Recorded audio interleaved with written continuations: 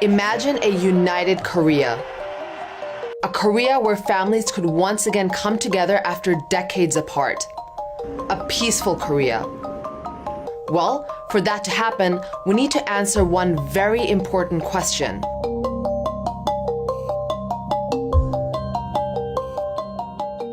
To get to the heart of what North Korea really wants, we need to understand why we don't have that answer yet. Until a couple weeks ago, it seemed like sanctions and random military drills were the go-to scare tactics, but neither of those are really working out.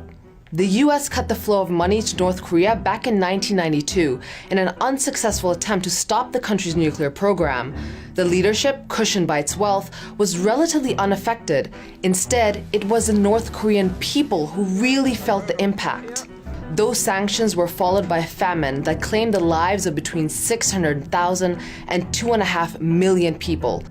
Many of those who survived are still dealing with the effects of long-term malnutrition. There is this real kind of sick distortion where we allegedly care about the human rights of North Korean people, yet it's our policies that are so much impacting the ability of that country to progress economically, which impacts the people.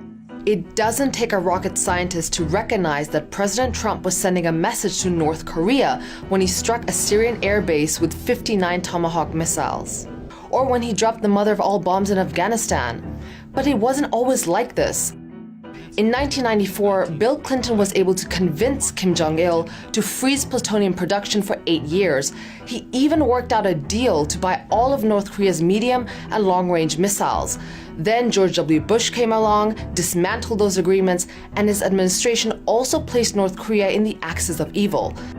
If Republican hardliners had stayed away, the US may not be in the position it's in today. With the Trump administration spouting off, it's no surprise North Korea wants to show the world it's ready for a fight. They're backed into a corner. I've actually been to North Korea 7 times. They want to have peace, and they don't hate America. All it takes is talks. That's what North Korea wants. Pyongyang has said they want security assurances in the form of a non-aggression pact. They want normalizations of relations with the US, and they want the sanctions lifted. But they refuse to let go of nuclear development.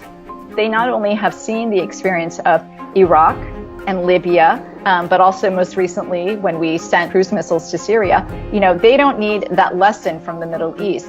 Despite Pyongyang refusing to denuclearize, talks between the North and the South may still happen. South Korea recently ousted its conservative president, Park Geun-hye.